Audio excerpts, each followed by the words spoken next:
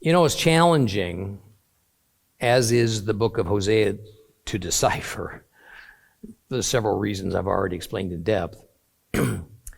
There's a overriding decision that teacher and student must make when we attempt to plumb its depths. Is this to be taken only as a historical matter of interest, something concerning an ancient people, something that adds to our Bible knowledge, or does it speak to every generation of those who claim Jehovah as their God, such that it can and ought to be applied to our current modern lives? There's just a short distance between allegory and application when it comes to teaching. Yet the distance between the two is distinct and it's important. Allegory means to take a story or a fable or an event and then use it to extract a meaning or symbol that's useful in communicating a related idea to another person. Application means to take what is inherent within the written or spoken word as an instruction concerning our proper thought and behavior. It's something that requires obedience, action, when a similar circumstance occurs. And while allegory has its place in Bible study and Bible exegesis, that place should be quite limited as the exception, not the rule.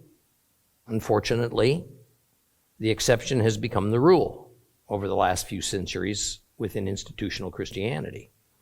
Now, application, on the other hand, probably ought to be the expected goal and outcome of Bible study.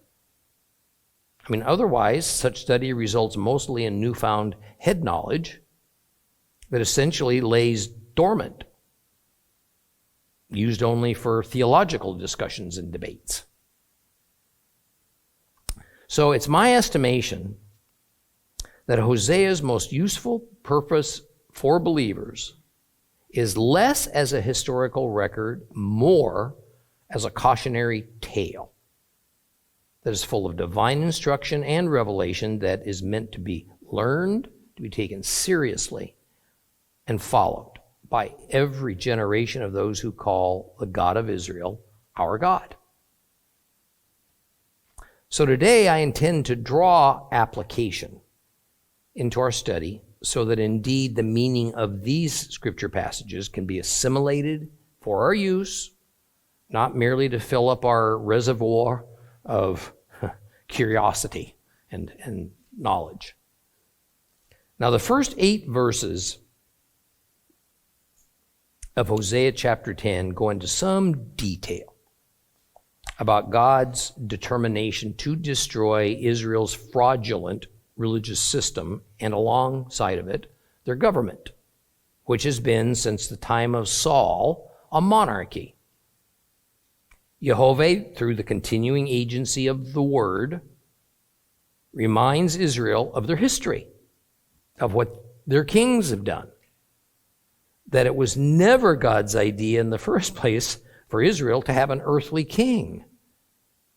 And it reveals what is about to happen to them as a nation as a result of their determined wickedness that they attempted to set before Jehovah as faithfulness. Now, back in chapter 8, God told them that they had given up true worship and understanding of Him as found in His written word, as found in the Torah, and instead had adopted pleasing man-made rules and made them into doctrines. The point being that what they thought was sincere and proper behavior, morality, and worship was in fact wrong. And they were deceived. And even though Israel had not overtly decided to do what was evil in God's eyes, by ignoring His commands and replacing them with their own ideas of justice and mercy and obedience, they indeed had done evil, terrible evil. And it demanded a just response from him. So here's the application. Believers in Jesus as the Son of God, our Lord and Master, unless you know the Torah and obey it, and you can't obey something you don't know, you have placed yourselves in the same untenable position before God, adopting the same deceived mindset as had Ephraim, Israel. All of our sincerity and kindness and charity and justice and worship and our attempts to be at peace with everyone are not only useless to God, it's offensive to him. If our standard for all of these virtues and activities is something other than his holy scriptures, beginning with the Torah. When in the 4th century, the Torah was officially removed from the Christian faith as our source of moral instruction and divine direction, it was as if the needle was removed from our moral compass. Now, according to the doctrines of the church, everyone has their own individual north. What had been an objective set of divine ordinances and laws, complete with application, was legislated into oblivion by church leadership, and then was replaced with a subjective set of human traditions established by the councils of men that could and would morph with time and sufficient allegorical teaching into this endless array of possibilities and beliefs. It's my conviction that John the Revelator took his cue for describing the unfaithful of the end times as the whore of Babylon from the writings of Hosea. And probably mostly from faithful Hosea's relationship with unfaithful Gomer, who had turned herself by her own will into an adulterating whore. This actual historical story of Gomer was then used to metaphorically characterize Ephraim, Israel, as an adulterating whore in the sense of unfaithfulness to God, which he calls idolatry. Now, sadly, much of Judeo-Christianity has followed suit by doing exactly the same thing, creating a hybridized religion that mixes man-made tradition with Bible truth, giving us a noxious brew of deception, and yet with both ancient and modern religious institutions loudly proclaiming our innocence, our righteousness, based not upon God's timeless written standards, but rather upon our own newly fashioned, ever-evolving standards. Now, this deception is going to result in the gravest of consequences for countless individuals who are certain they are pleasing the Lord. But this certainly comes mostly from belonging to a group that agrees with them. Here's what God says to those of us who find ourselves in this kind of a predicament. From Revelation 18:1. After these things, I saw another angel coming down from heaven. He had great authority. The earth was lit up by his splendor. And he cried out in a strong voice, "She has fallen. She has fallen, Babel the Great. She's become a home for demons, a prison for every unclean spirit, a prison for every unclean, hated bird. For all the nations have drunk of the wine of God's fury caused by her whoring. Yes, the kings of the earth went whoring with her, and from her unrestrained love of luxury, the world's businessmen have grown rich. Then I heard another voice out of heaven say, "My people, come out of her, so that you will not share in her sins, so that you will not be infected by her plagues." Now, I want to tell you something. God doesn't so much see the world, pagans, non-believers, as the whores. Because, the term biblically refers to someone who claims allegiance and exclusive faithfulness to a partner or to their sovereign, but instead behaves faithlessly or treacherously. When God pleads with his people to come out of her, he's pleading with those who follow him and are obedient to him in spirit and in written truth. He's calling on them, on us, to detach from, to leave those who sincerely claim to follow, but clearly are not faithful except in their own deluded minds.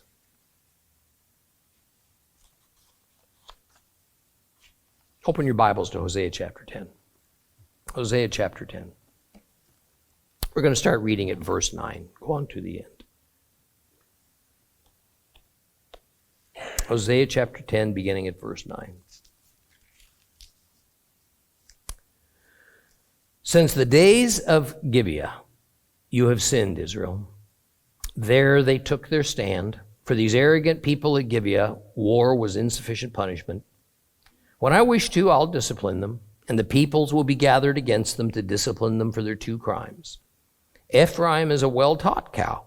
It loves to tread the grain. I've spared her fair neck. But I will put Ephraim in harness. Judah will have to plow. Jacob will harrow his own land. And if you sow righteousness for yourselves, you will reap according to grace. Break up unused ground for yourselves, because it's time to seek Adonai till he comes and rains down righteousness upon you. You have plowed wickedness, reaped iniquity, and eaten the fruit of lies, because you trusted in your own way, in your large numbers of warriors. Turmoil is going to erupt among your peoples. All of your fortresses will be destroyed. Just as Shalman destroyed Bet Arbel on the day of battle, when mothers were dashed to pieces right along with their children. Thus will be done to you, Bethel, because of your great wickedness. At dawn, the king of Israel will be completely cut off. Now, the truth is, we can be easily confounded by some of these arcane words and expressions that are used. But in the end, the meaning is plain enough. When we rise upward and view what is being said from the 30,000-foot panorama, God is describing a historical cycle that we find constantly repeated with Israel. But the same pattern can also be seen throughout all humanity. We find the existence of this pattern because human beings inevitably make the same kinds of decisions throughout the ages, with the results being the same. Because God never changes, and therefore the axioms upon which the universe he created operates never change. Now, a secular book called The Fourth Turning explores this phenomenon.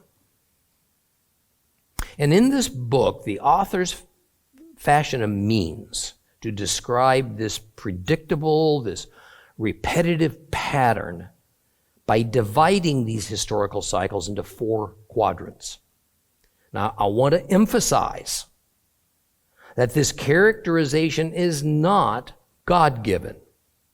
It only establishes a good way to visualize these historical patterns as they emerge and as they revolve, and it by no means is this fictional. This is real. History has proved this model to be generally accurate, and the Bible proves it as well. Therefore, this is valuable for every Bible student to learn. This ageless historical cycle goes something like this. The first turning is a high. And this is an era when institutions of every type are strong and individualism is less desired.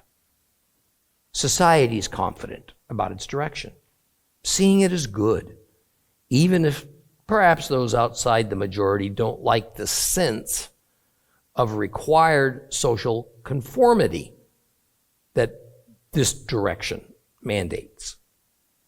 America's most recent first turning began in 1946, following World War II.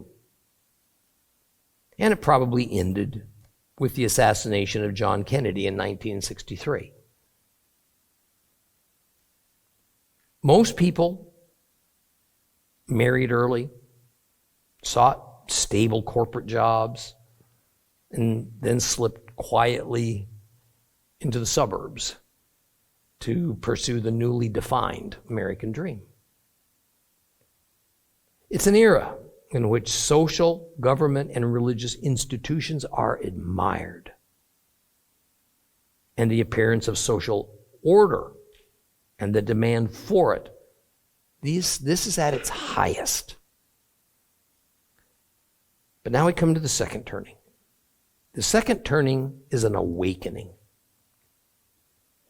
This is an era when our institutions come under attack in the name of personal and spiritual freedom and individualism.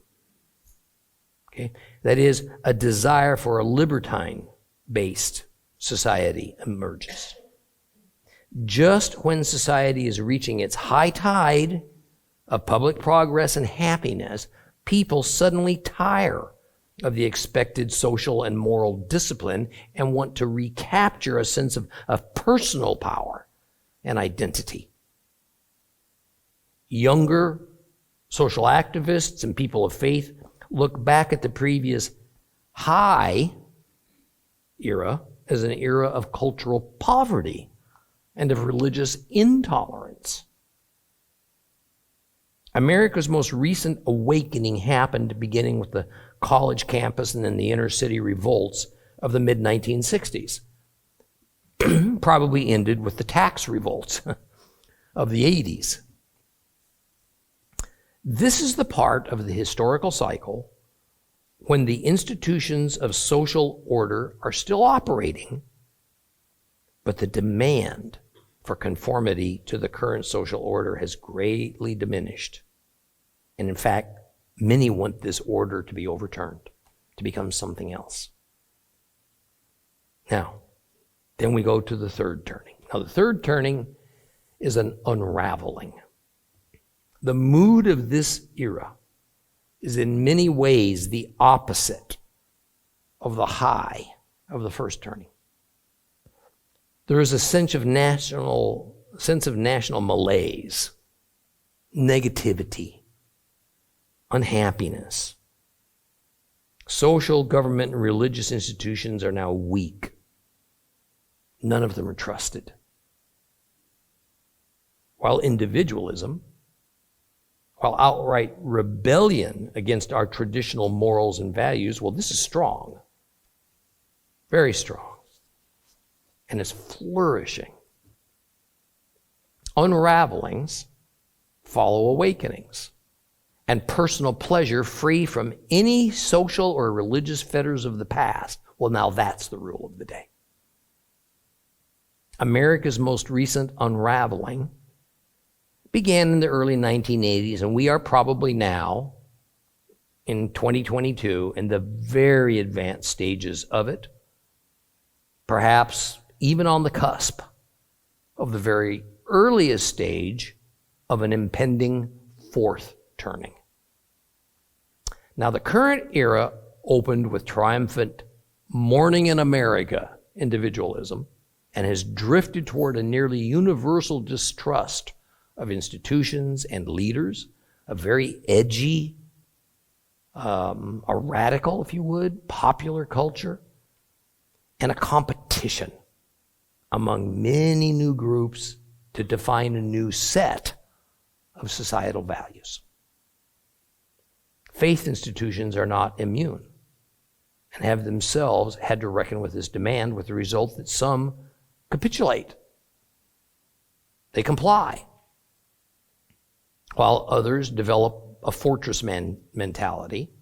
Still others begin to seek an entire new identity that seeks to somehow balance popular trends with what they see as divine truth. Social order is almost dissolved because the demand for social order is low. Other than for our current era, a good example of an earlier unraveling was the Roaring 20s, the Roaring 1920s. Well, the fourth turning. Fourth turning is a crisis. This is an era in which a nation's institutional life is actually torn down, and then it's rebuilt from the ground up, always in response to a perceived threat to the nation's very survival. It's a time of volatility. It's a time of change. Civic authority revives in a whole new form. Cultural expression finds more of a community purpose, and people begin to identify themselves as members of a larger group that has embraced a common purpose that they share. In every instance, fourth turnings redefine national identity. A good example of a begun and completed fourth turning started with the stock market crash of 1929 and climaxed with America's entry into World War II. Okay, see, this is an era in which the availability of social order is low because our social institutions are so weak, even though the cry and demand for social order is rising. But the social and civic institutions are playing catch up. Highs always follow crises, real or contrived crises. And from this comes the new mindset among many that society and morality as we have known it must die. And it must be replaced with something else more appropriate for this new order. So there you have it. And while I've related this to you in secular terms, and as it especially concerns the USA, I suppose, these cycles, with but little modification, can be applied nearly globally and to almost any point in human history. With that in mind now, then Hosea 10, verse 9, is God explaining to Israel about an earlier turning of a high in their history that first morphed, of course, into a turning of awakening, but now has morphed into another turning of what always comes next, an unraveling. Another lesson we can learn is that sometimes the unraveling can be so complete and destructive that no fourth turning can follow. Nations, even empires, can disappear during an unraveling. Such was soon to happen to Ephraim Israel. There would be no return to a demand for social order, nor would their social and religious institutions be rebuilt and replaced. Instead, their exile would indeed dissolve Israel as a society and as a nation. And they will disappear from the world stage now after their unraveling for nearly 26 centuries. Now, this is a warning for us. I hope what I'm witnessing is not just quiet, but a little bit disturbed. This is a warning. Things can and do happen in history in which there can be no recovery from an unraveling. I think it is quite right to mentally picture the end times apocalypse as just such a time when the historical cycle, as we've known it throughout the ages, comes to a conclusion. Instead, an entire new divine social order called the kingdom of heaven is established, governed by a perfect king. Yet, as we also sadly learn in the Bible, because humans are going to occupy it, and because the evil one still lives, in the end there's still going to be a rebellion to this divine order of a 1,000-year-long high, after which God will annihilate the existing earth and heavens, recreate it, and establish an eternal order that will have no cycles at all. Verse 9 says, "Since the days of Gibeah you have sinned, Israel. There they took their stand. For these arrogant people at Gibeah, war was insufficient punishment." Now there's various nuanced ways to approach a more precise interpretation of this passage, which mostly revolves around the question of what event exactly does Gibeah represent to Hosea? What has he got in his mind about this? Now Rashi is insistent that this is referring to the atrocity that took place in Gibeah when a concubine was literally sexually assaulted to death. At this time, Gibeah was in the territory of Benjamin.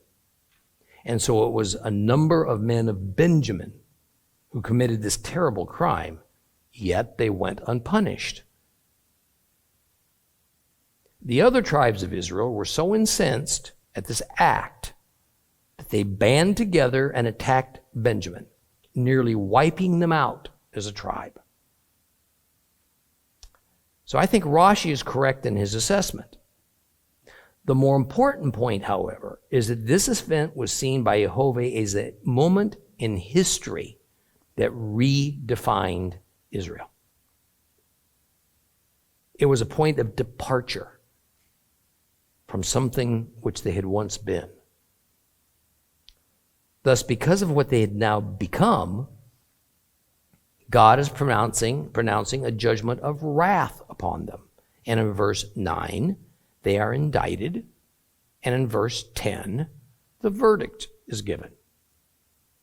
Verse 9 says that Israel should have learned from what happened. But instead, it merely set them on a new course of wickedness.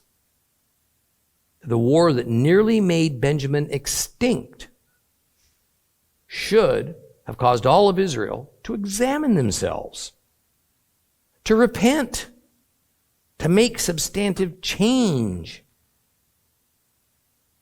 Apparently, not even that horrible war was enough to get their attention. So the reference to Gibeah created a paradigm, a defining pattern as to the depth of depravity to which God's people had sunk.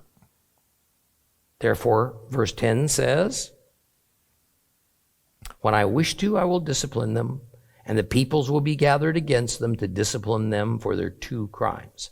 In a nutshell, God says that because of what he just said about them, who Israel had become, he's going to punish them by using pagan nations to administer his justice. Now, as a reminder, the use of the term peoples or nations in the Bible, always, unless the context makes it otherwise, is referring to Gentiles. Gentiles. And since the time of Abraham entering into covenant with God, nations in the Bible, by definition, mean Gentile nations. The term Gentile doesn't need to be added, because for God, at the moment of the establishment of the Abrahamic covenant, there is the nation of Israel, then there's everybody else.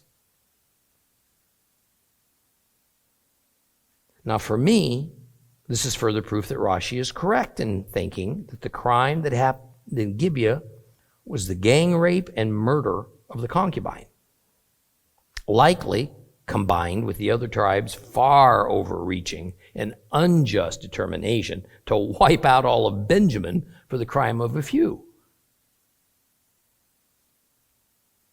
Okay, but what's the second of the two crimes that this passage speaks about? To this, there's Very little consensus among Bible scholars. However, since the monarchy of Israel has been front and center for several verses now, the second crime might well be the inauguration of King Saul and his choice for a time of Gibeah as his capital city. The second sin being that it was at Gibeah, where God was rejected as Israel's king, was Saul meant to replace him. And I'm going to say this another way. Until Gibeah, Jehovah saw Israel's character as defined by the Exodus and by their wilderness journey. That character has now been replaced with a spirit of wickedness. And Gibeah represents an entire new way of life that has begun, a historical, cyclical turning from their initial high into an era of awakening. And by the time Hosea recorded this message, the historical cycle had yet turned to an unraveling, and the punishment for it had already begun. Well, verse 11 begins with a very intriguing, picturesque use of an agricultural metaphor to make a point. The point is God's immense disappointment with Israel, whom he had so carefully and lovingly nurtured. Verse 11 is, Ephraim is a well-taught cow. It loves to tread the grain, and I have spared her fair neck. But I will put Ephraim in harness. Judah will have to plow. Jacob will harrow his own land. See, here's the essence of it. In its early days, as a set-apart people group, Israel is likened to a young cow.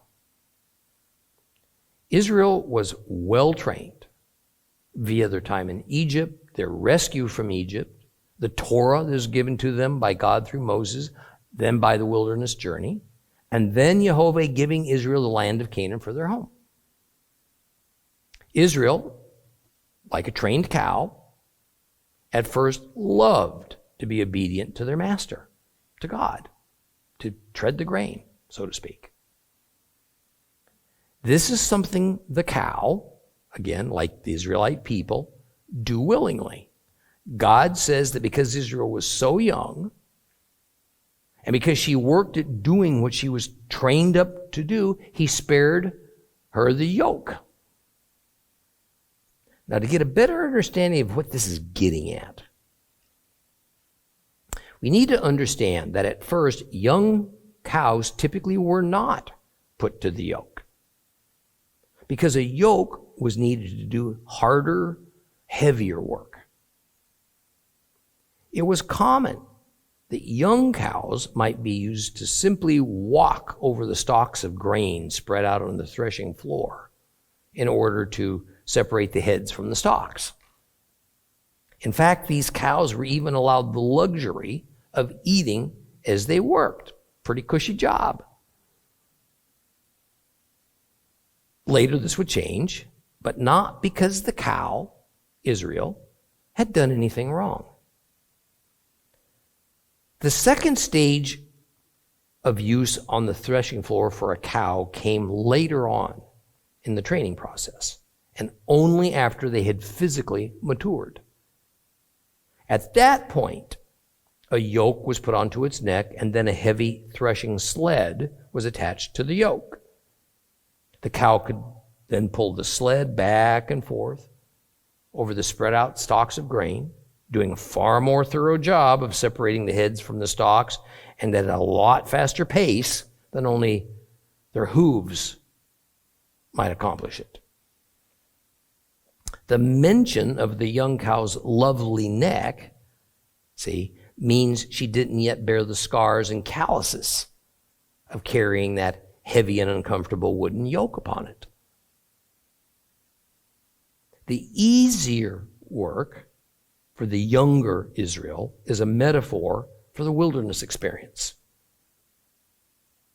But once matured, The harder work, symbolized by the addition of the yoke, would occur for Israel inside the promised land. There, inside the promised land, Israel would be expected to become a well-rooted and set-apart nation for God with all the responsibilities of being a light to the world. The more mature Israel, having now undergone years of training, would be expected to be much more ready to carry out all the terms of the covenant that had been given to them on Mount Sinai. So here, God has set out his plan for them. He reminds them in beautiful metaphor what he did for them and how he prepared them for the task. Well, this metaphor continues in the second part of verse 11. Notice we get a sequence of mention of Ephraim, then Judah, then Jacob. Ephraim is harnessed, Judah shall plow, Jacob shall harrow. Now the question among Bible academics is if the word Judah belongs in this sequence. The usual couplet that we find in Hosea is Ephraim with Israel, not Ephraim with Judah. So some Bible scholars think this ought to read something like, I will harness Ephraim, Israel shall plow, Jacob harrow for himself. Now other scholars make the case that Judah does belong there because then you get the complete idea of Ephraim, northern kingdom, along with Judah, the southern kingdom, together forming Jacob, all of Israel, both kingdoms. Now, I don't know if there's any way to prove either case. But my vote goes towards the word Judah belonging there because it better fits with the inclusion of the word Jacob, and that word's not questionable. Now, back in the days of the wilderness journey, which is now back to the metaphor, this is what the young cow represents. It included all the tribes of Israel. It was also all the tribes of Israel that were given land in the promised land. So it feels like God is sort of reminiscing. He was recalling the better times when Israel was accepting his training and operating as it should. And saying that Jacob would harrow for himself is to say that when Israel entered the promised land, the Canaanites, well, they had already planted orchards and vineyards and established fields, which Israel simply took from them. But now in the land, Israel, Jacob, would begin to do these tasks for themselves. This same agricultural metaphor continues on now in verse 12.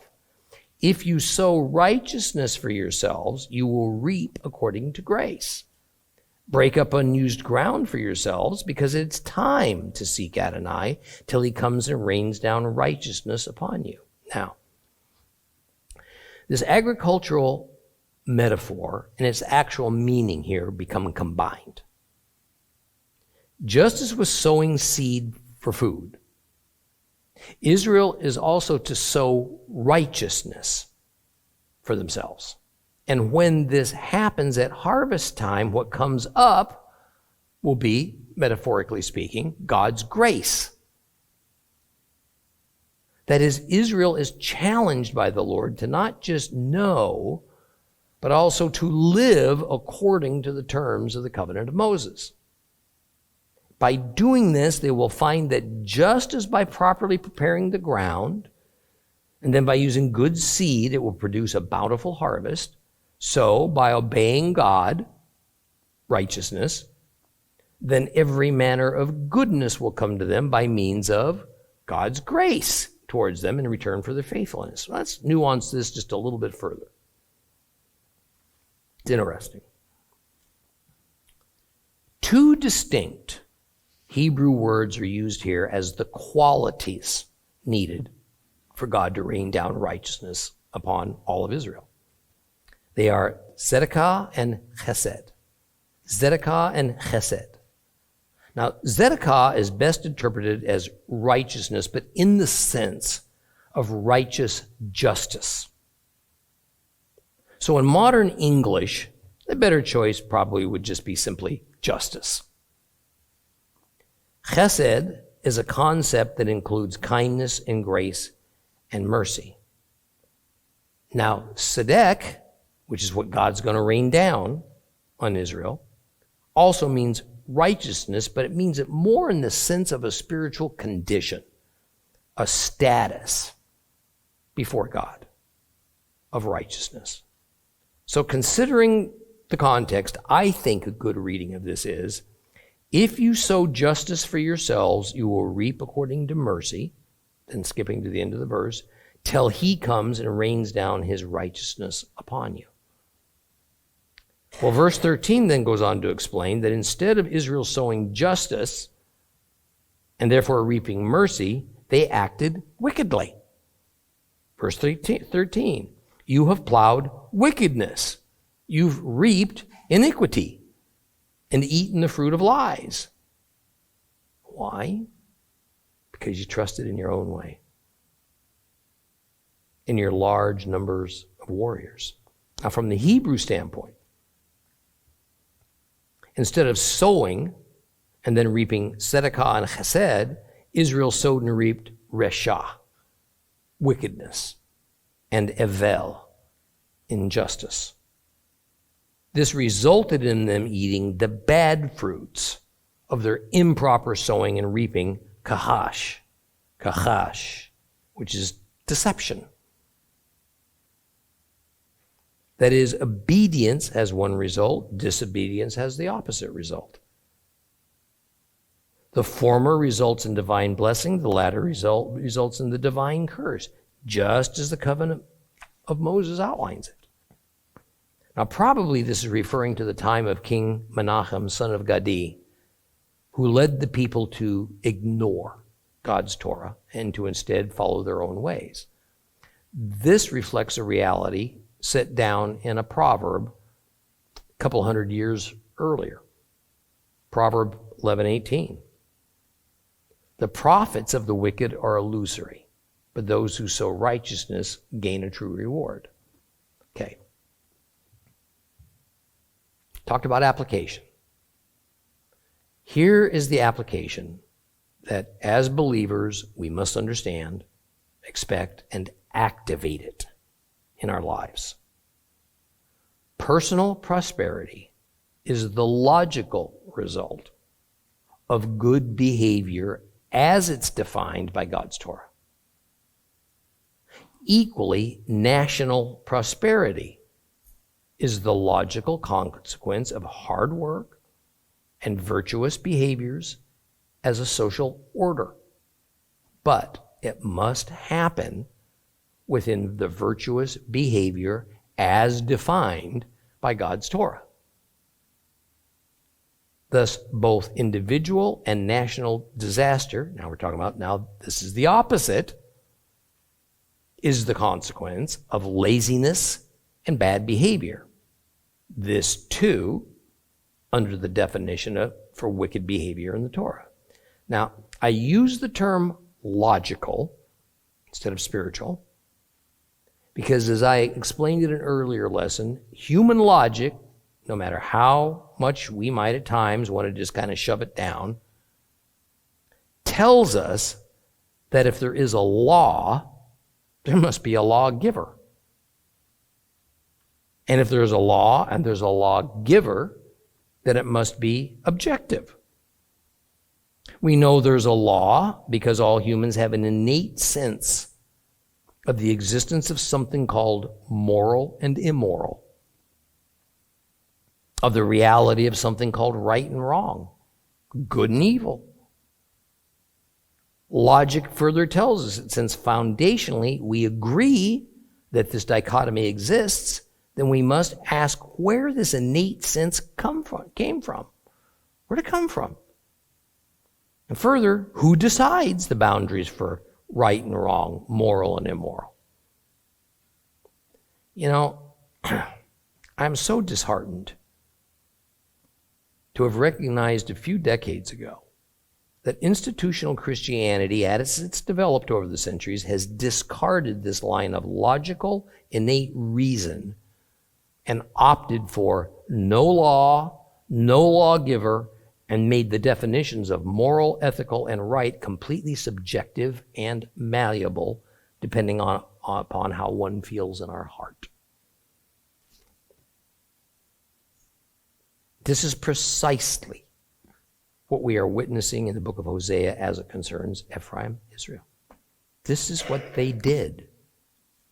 And this is what's happening to them as a result. Why are we so blinded to this? Or worse, honestly think we're immune from it. In the book of Jeremiah is something that we've all heard one time or another in our walk with Christ, but I think is mouthed and then is quickly forgotten.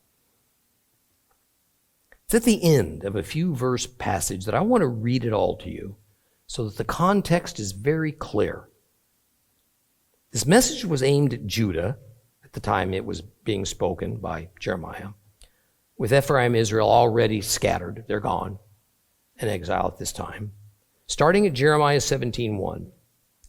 Judah's sin is written with an iron pen, with a diamond point. It's engraved on the tablet of their hearts and on the horns of your altars. As they remember their children, so they remember their altars and their sacred poles by the green trees on the high hills. My mountain in the field, your wealth and all your treasures will be plundered because of the sin of your high places throughout your territory. You will relinquish your hold on your heritage, which I gave you. I will make you serve your enemies in a land you do not know. For you have kindled my fiery anger, and it will burn forever. Here is what Adonai says. A curse on the person who trusts in humans, who relies on merely human strength, whose heart turns away from Adonai. He will be like a tamarisk in the Arabah. When relief comes, it's unaffected, for it lives in the sun-baked sun in salty, uninhabited land. Blessed is the man who trusts in Adonai. Adonai will be his security. He will be like a tree planted near water. It spreads out its roots by the river. It does not notice when heat comes, and its foliage is luxuriant. It is not anxious in a year of drought, but keeps on yielding fruit. The heart is more deceitful than anything else, and it is mortally sick. Who can fathom it?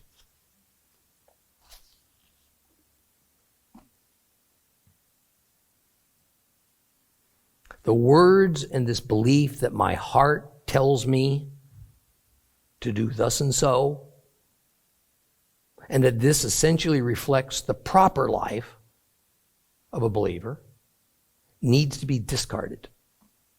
Never again considered as legitimate in our lives as believers. We are warned unequivocally that our hearts, meaning our minds, are deceitful, fatally sick. And yes, as the good prophet points out, it's a mystery as to why this is. But it is so. It is so. And we must never think that our salvation in Jesus or our trust in God will completely rid our minds of this terrible condition. And yet, because the church has discarded the one standard God has given to us to determine what is actually true and right, a concrete written standard by which we can know good from evil, moral from immoral, then Christians have been taught to rely on the very thing the Holy Scriptures tell us not to rely on: our mortally sick hearts. Our minds that inevitably seek our own way. Again, this is what Ephraim, Israel, has done to itself. The thought of war, of military engagement, is inserted towards the end of verse 13. Israel's deceived way was to put their trust in the large number of soldiers that they apparently had. So ironically, since Israel put their trust in their military instead of in God, he would punish them militarily. Assyria would invade, kill, and exile them. Their military that they thought was so mighty was going to fall to a much mightier one. Here is another thing that, although I've harped on it throughout our exploration of Hosea, I ask your indulgence that I can do it one more time. What is happening to Israel is no more nor less than exactly what the curse within the covenant of Moses for breaking God's commandments says would happen. Deuteronomy 28, verses 45 to 52. All these curses will come on you, pursuing you and overtaking you until you are destroyed, because you did not pay attention to what Adonai your God said, observing his commandments and regulations that he gave you. These curses will be on you and on your descendants as a sign and a wonder forever. Because you didn't serve Adonai your God with joy and gladness in your heart when you had such an abundance of everything, Adonai will send your enemy against you. And you will serve him when you're hungry and thirsty and poorly clothed and lacking everything. And he is going to put a yoke of iron on your neck until he destroys you. Yes, Adonai will bring against you a nation from far away. It's going to swoop down on you from the end of the earth like a vulture. A nation whose language you don't understand. A nation grim in appearance, whose people neither respect the old nor pity the young. They will devour the offspring of your livestock and the produce of your soil until you have been destroyed. They will leave you without grain and wine and olive oil, your young cattle and sheep, till they've caused you to perish. They will besiege all of your towns until your high fortified walls in which you trusted collapse everywhere in your land, which Adonai your God gave to you. Now the application is this.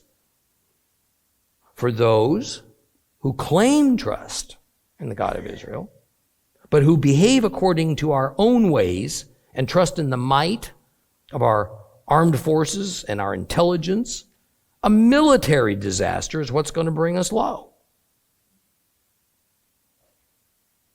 I'm going to close with this thought. Believers, although the vast majority of us have been taught the fairy tale, that we have been joined to a covenant with Jesus, a new covenant separate from all other covenants that abolishes all the earlier covenants. This is a fairy tale. The reality is that by means of Jesus and his sacrifice of courage and love on that cross, we who were once strangers to the covenant have been joined to the same covenant that God made with the Hebrews. It's just accomplished in a new way. And since that is the case, we of course are subject to the same laws and commands, to the same blessings and curses, as was and still is Israel. The curse we have been saved from is eternal death. But most certainly not the curses in the sense of punishments and discipline for our wrongful behavior as defined by the Torah. Okay, next time we'll finish up chapter 10 and move on into chapter 11. Okay. Help support God's people by purchasing items made by them, merchandise with a meaning, products with a purpose. HolyLandMarketplace.com. For more teachings, visit, support, or donate at TorahClass.com. Join with us in worship and enjoy God's Word at Seed of Abraham Fellowship.